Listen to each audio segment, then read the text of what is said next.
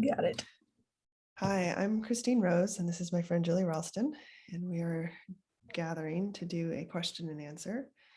And we're going to start out with talking about Atlantis, and then see if we have time to jump into, whatever flows from there, or talking about something with kids. Okay. All right. You ready? Mm-hmm. All right. So here's my question is with this idea of as humans adjusting to the earth and maybe becoming a little more allergic to it, is there a connection with Atlantis? Yes, there is a connection to Atlantis.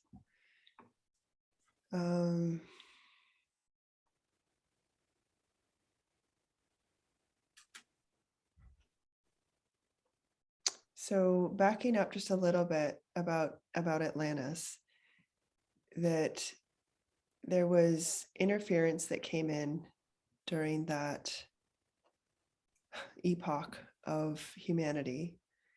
And I guess it's not really an epoch, that civilization. And what it feels like is it was to diminish the power of the feminine, the divine feminine. And so this was kind of artificial intelligence, external interference coming from outside of this planet. And Atlantis was such a beautiful place, of really lovely earth-based technology. And as the outside interference came in, it became militarized and mechanistic and lost its earth connection. And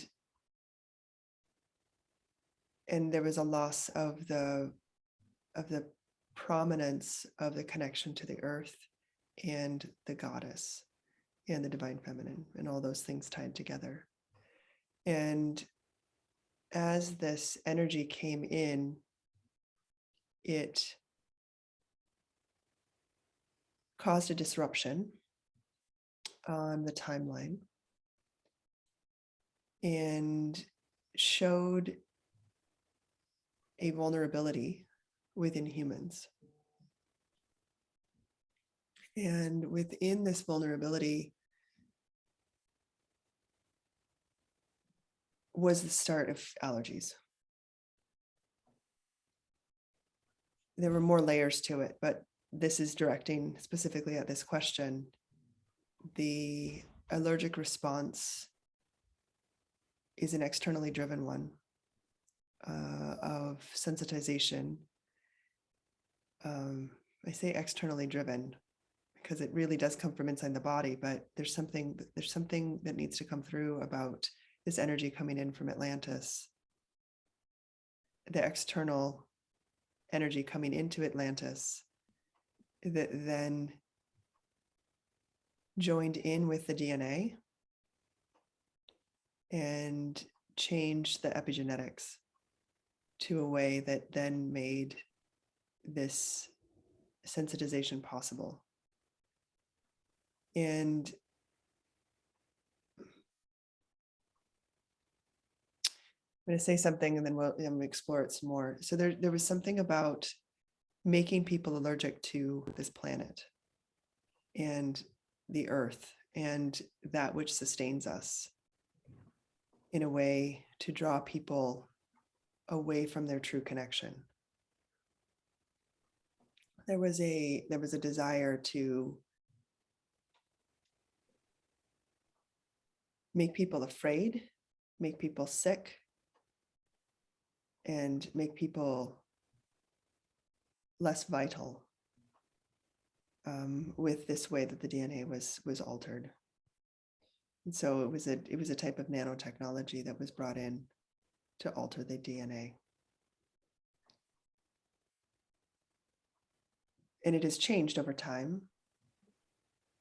And there are some people that are more sensitized than others, some gene lines that are more sensitized than others.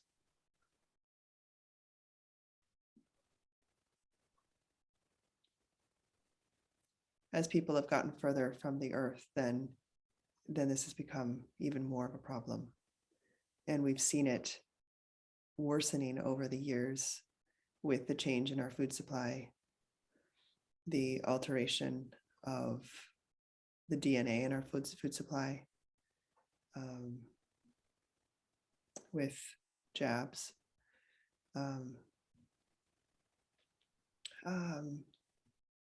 over the last, century, and that technology that is continuing to change.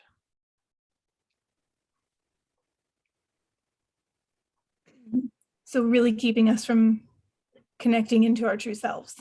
Mm-hmm. Right.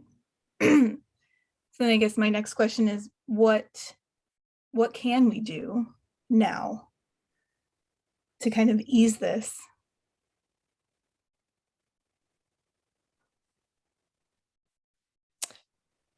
I think there's a few different ways that we're going to have to work on this. One is we have to look back at Atlantis, and we have to understand more fully what really happened there, and what energy came in that is still at play. And this timeline piece is really important, because we have this opening of the timeline from then that is directly impacting now. And it's like, seeing the timeline as a linearity, as a linear piece,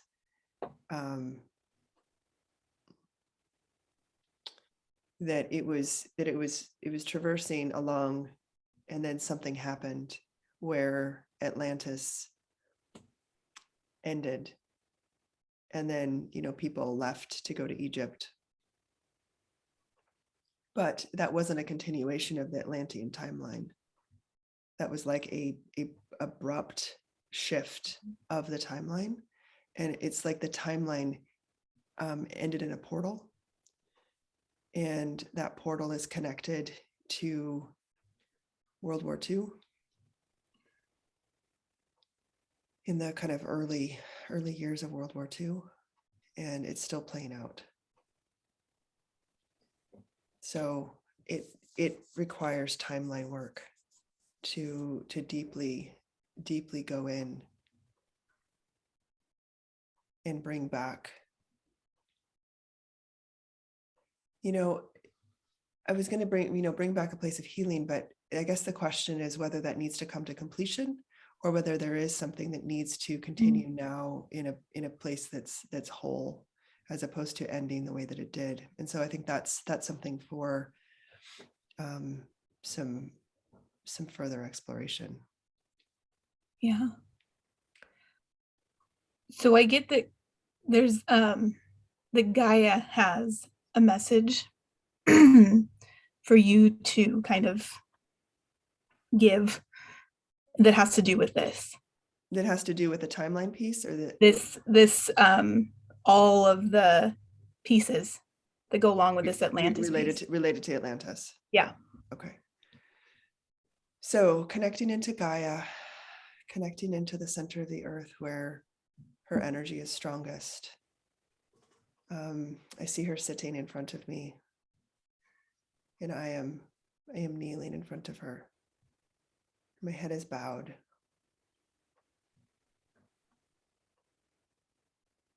And she says, "Dear one, I have a message for you to bring to humanity as a reassurance and hope that not all is lost, that the energy that came from the external is still at play on this planet, but it won't be for much longer. That the energy streams are diminishing with all the work that is being done around the planet.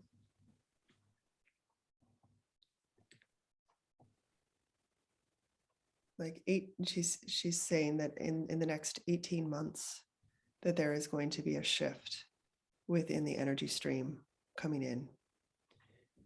And that then there is the possibility and the potential for healing to happen on this planet, and for each person to connect into their truth in a way that hasn't been possible before, Some people have been able to connect in, but the majority have not. And as this energy changes, so what would that be? Early 20, so 6 months, so end of 2023. And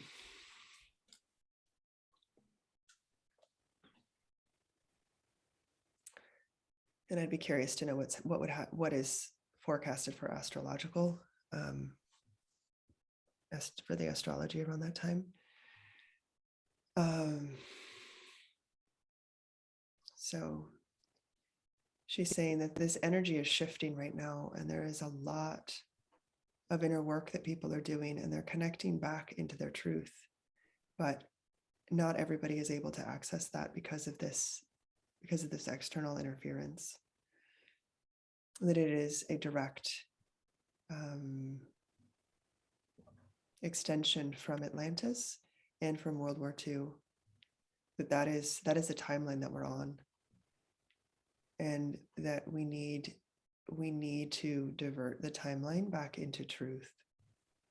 And that is the work that needs to be done over these next 18 months. And then there is a portal of time that will open, that will allow for an easeful transition into the accurate timeline that is really connecting into the earth and people connecting into their truth as multidimensional beings, rather than seeing ourselves as soulless automatons in a sense. And this is part of this is related to the medical structure, that we are very mechanistic in how people are treated, and I'm trying to find another word besides healed, because that isn't what happens in medicine. That there's a big shift that is afoot within medicine, within our country particularly, but in developed countries around the world. That has been highlighted, that the deficits that have shown themselves over the last 2 years, this is going to continue to show itself, and that something big is going to shift. It's going to start to shift. And this is all related to this acknowledgement of people that we do have souls, and that we do have a greater connection to more than what we can see and hear and taste and touch and smell. So inner work is key to helping us kind of handle all the shifting. And grounding. Okay. Because if we're not grounded, if we aren't truly here, then the shifts that are coming up over the next 18 months to 2 years are going to be challenging. Okay. So that's the work that we need to transmit to other people. We need people to realize that the need for grounding is great. And teaching people how to ground in an authentic way. Go ahead. Would connecting deeply to Gaia be a good tool also? Like taking that grounding further. That's part of grounding. Yeah. Okay. I feel like we could shift into the kids, because I feel like it's giving us like a lane. With talking about the medical world, and because our kids are struggling, right, on so many different levels. So I don't know if I have I have lots of questions, but maybe to start, how can we help our kids? I want to start with the older preteen teenagers. So start with that one. There's a couple of different things that are coming up. Is that we need an initiation ceremony. As kids enter into teenhood, there needs to be an initiation ceremony. And I'm seeing something that is not a red tent ceremony for women or girls, although that needs to be a part of it, but that isn't really what I'm being shown, that there's a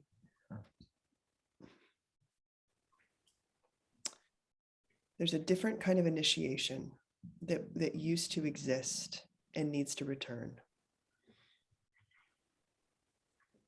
And there's somewhere around 12 to 14 years old that this needs to happen, as kids are figuring out who they are in a way that is separate from their family, because that's the developmental task of that time, is to shift your influence from your family to your friends.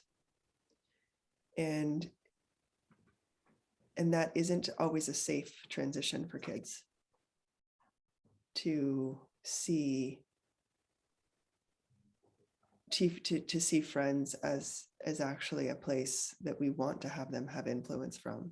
And so there needs to be some inner trust about who they are, and in a sense of kids coming into an embodiment of their truth, as they're starting to figure out who they are, because that's going to be all interrelated. So it's really coming into a sense of deep grounding and connecting into Gaia, connecting into the earth, connecting into the physicality of being human, and then connecting into the greater community that could, I mean, depending upon the family and the child and the teen, it could be connecting into more of a multidimensional space, but it needs to be a connecting to the truth of themselves in human form, knowing that they are going through big shifts of figuring out who they truly are.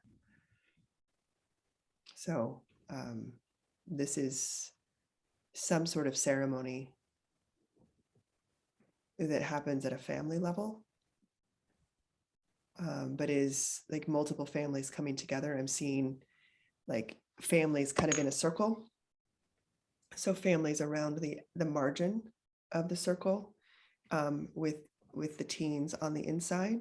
And then there's almost a meeting that comes in the middle where they're kind of, I mean, they're not leaving, the family structure is still there, but they're going into the center and meeting with their peers in a way. And then there's an agreement that comes forth of saying, okay, like, we're still here to support you, and we're still going to be here. These are your peers. You guys have an agreement that you are going to do this work of embodiment and figuring out who you are within a safe way. I'm speaking safe way in terms of the influences that are present in our world of drugs and alcohol and reckless behavior, that yes, kids need to be able to explore some things, but it needs to be, modulated in terms of some degree of support and safety, and lacking the risk of addiction.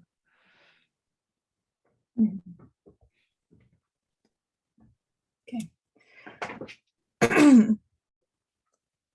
I had a thought and it went away. So you talked about the ceremony that used to exist. Mm-hmm. Would that be more like, ancestral heritage kind of ceremonies, or indigenous peoples, something that to get us started on the right track? Yes, I think that all of that is true. I think it depends on where one comes from and what one's influences are. It can be DNA lineage ancestral. It could also be soul ancestral. I think a lot of it could be drawn from where one lives, because where we live influences. We are transplants from all over the world, and so there's something important about the ceremonies that are present on this land, And this isn't to take away from the indigenous tribes that are here. It's to say, what is this land calling for us to do? How can we connect to this land as humans and as a place to ground into? Because this is where we live. And so if you look at communities all over the world, it's all based upon where they live and the ceremonies that are there. And so we need to create this community for our teens to say, this is your home, this is your culture here. So it doesn't get very specifics, but it is, I think it's listening to the land, listening to Gaia in this place, and saying, what is the ceremony of this place? No, I like that. It feels really good, right, for that age group. So I guess we need to be getting started on this sooner rather than later for these kids.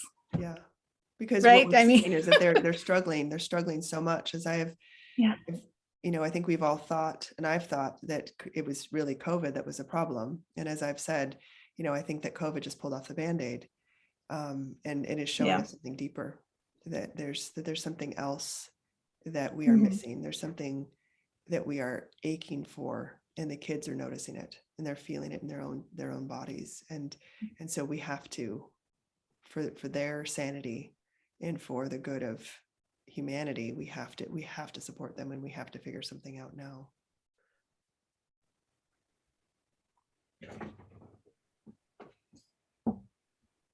So the age group below this, not quite sure what, 7 to 12, maybe 8 to 12, somewhere in there. Kind of right? What I was feeling as well. Yeah.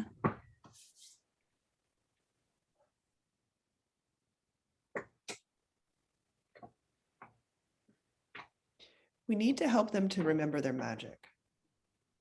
And I think this is going to be true for all the younger ages, but there's around that 7 to 8 year old, there's a very linearity that comes into a linear thinking, that starts to come in. And there still needs to be the importance of magic and mystery for that age group. And so I think a lot of this message is that we are continuing to connect to Gaia, and we're helping our kids to remember their connection to Gaia, and looking at the magic that comes through how things grow, and connecting to animals, and connecting to the elements. I think there's something that's really important about this, because we are so disconnected from ourselves and from the planet, that this is going to help feed into the teens who are actually embodied. So it's getting kids outside more, it's getting them planting, it's getting them exposed more to kind of the world of science, hands-on science, and just having a curiosity about the world in a way that a lot of people have lost.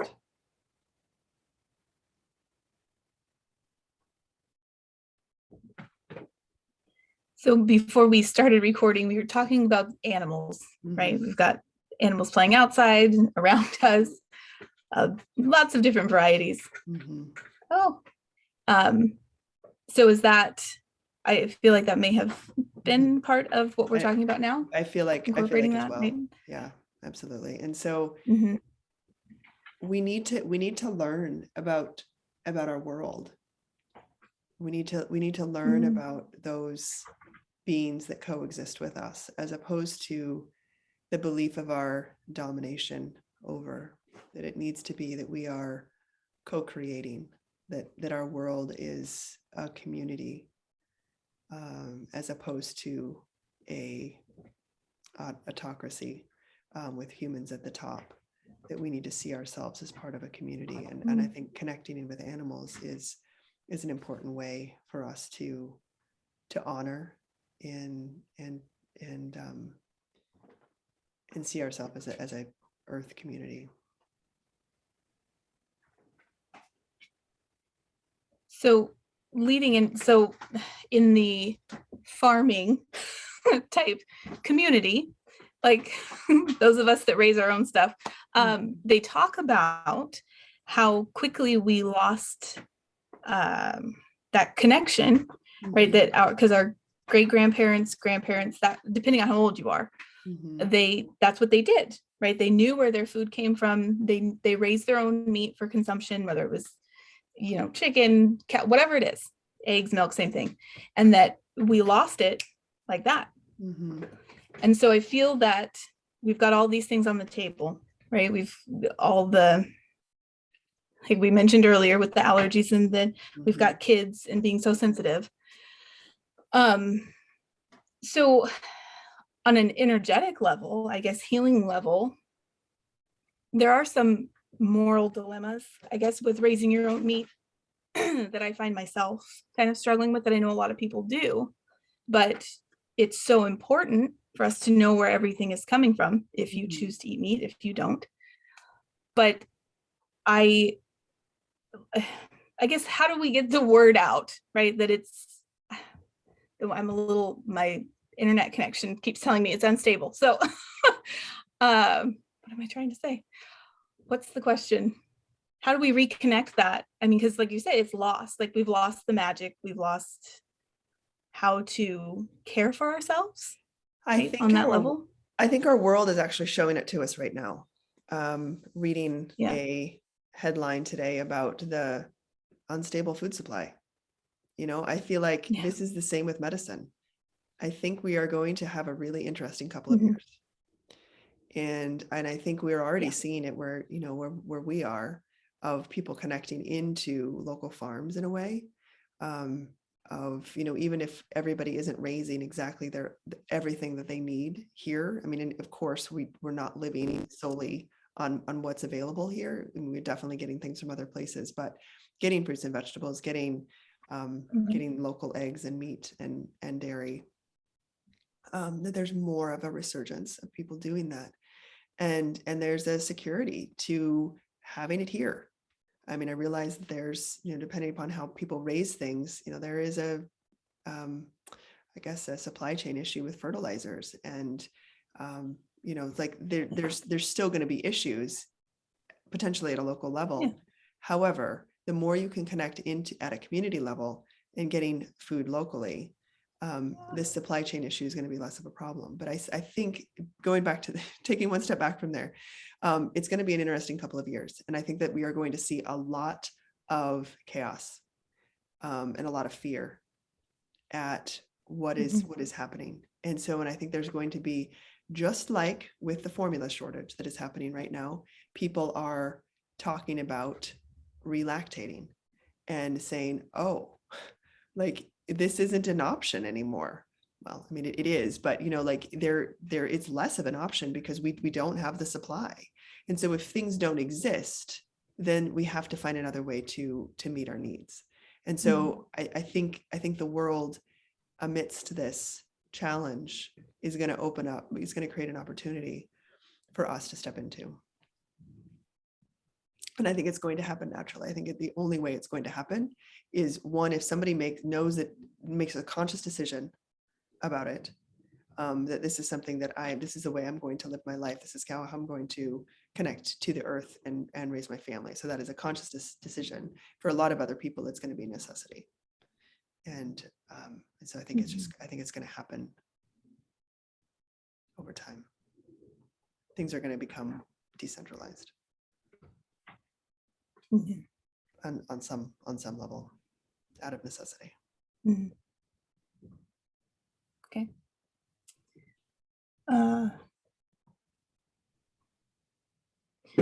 So I want to, hopping back to kids again, to keep bouncing, I know, but the little kids, right? We know how difficult it is to get, say, a 3-year-old to understand all of what is happening. And I think back to when my oldest was 3 and how it didn't feel this hard. It just didn't. And I know the world, all the energy that we have moving through is affecting them, but like, how do we support them a little bit better? I guess that next age level down. Mm-hmm. I mean, it's something that we've talked about is the disconnection from magic. And it feels like it's just this common thread that kids are, some kids are continuing to stay true to who they are, but around that 2 to 4 range, kids start to recognize their separation from mom and their slight individuality. And I think they can start to lose some of their true connection to themselves. And I think that is our task as parents and as educators, healers, is to really support them in trusting themselves, trusting their bodies, and remembering that we are more than what we can see. Because we give so much credence to what we can actually visually see. And kids can see more. I believe that a lot of kids can see a lot more, can perceive a lot more, and that we lose that ability out of conditioning. And so some of this task is to help kids to remember how else that they can perceive, to give them the messaging that they carry magic within them. And I don't necessarily mean this in terms of, wizards and those sorts of things, but it's the magic of possibility and curiosity and playfulness, and just really allowing kids to be as hard as it is as a parent, because you need them sometimes to do what you want them to do and need them to do, but also allow them to show you the truth of who they are and to support that.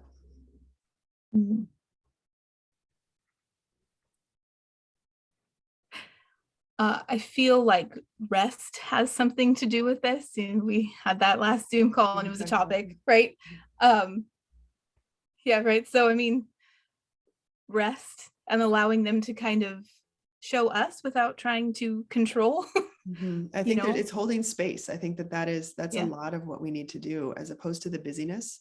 And I feel like all of these things tie back in. I feel like that there is a common thread amongst this conversation, and we are so busy, and we feel like we have to be busy, and we're just like trying to live in a way that is not sustainable. And I mean that on a physical way, and I also mean that on an emotional, spiritual way. And so this feels like the connection to Gaia again, as she's talking about the next 18 months to 2 years, where the world is shifting, and we have to find our place within it, and we have to maintain our stability. And that is, there's something about rest that comes to play within that, where there's a freneticness that we carry within our beings, that we connect, that we feel on the earth. And when we can really connect in a grounded way, connecting into, like that, the process of growth is not something that happens overnight. That as we watch our children grow, as we watch plants grow, as we watch animals grow, that this is not an instantaneous process. In our lives, we are told that if something can't happen easily, then it's probably not worth doing. I mean, that is oftentimes the message that comes through, right? I mean, we can invest in things, but that is challenging. And, within medicine, people are like, fix me now. Like, like, you aren't doing your job if I don't have something that makes me feel better now, right? I mean, so all of these things feel like they're tied in. And for us to come back into a place where we're living at a slower pace, and we're allowing our kids to live at a slower pace. We're giving permission for ourselves to be in communication and communion, community that is at a slower pace, where we're and deeper, as opposed to sound bites, as opposed to, these 5-second videos of, a lot of how we're spending our time, that they are just, that everything is fast, everything is short, and it doesn't contain depth. And so I think that the base of this conversation is, how can we ground ourselves into Gaia? How can we maintain curiosity and a perception of a truth of ourselves and what is real within our world?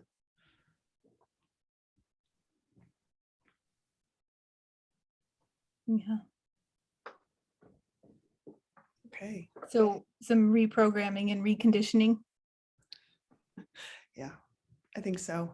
I think that that's what's happening. I think that there is, again, I'd be curious what the astrology is, but there is something that I feel like is at play as I know, that inner work that I'm in the midst of right now.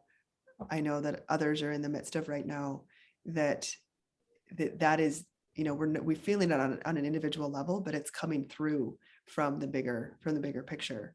And so I feel like we are poised at this moment, as we are in the bigger structure of this world, with this disruption of the last 2 years and seeing the repercussions of it, that things are starting to shift. And so, and I think we're going to be forced in a way to reprogram, recondition, because of this external structure that is not so stable.